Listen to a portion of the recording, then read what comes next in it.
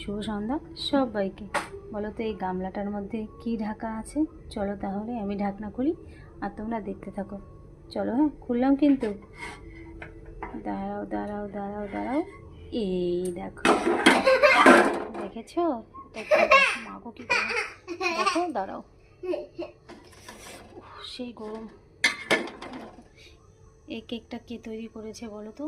আমার বড় মেয়ে, মিষ্টু না দিদি ভাই, আমার বড় মেয়ে তৈরি করেছে। চলো এবার তোমাদেরকে দেখাই কেকটাও ঠিকঠাক করতে পারলো কি না।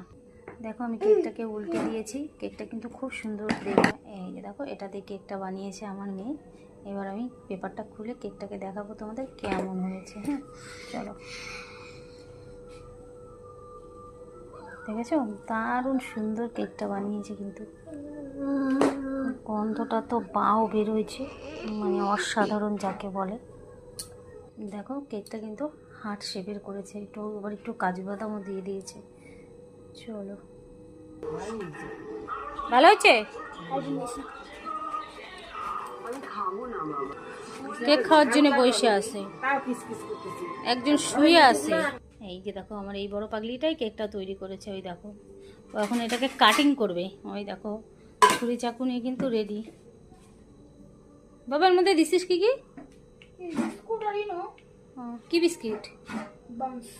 Bounce chocolate. দেখো দারুণ সুন্দর ব্রেক হয়েছে না বাবা কেকটা?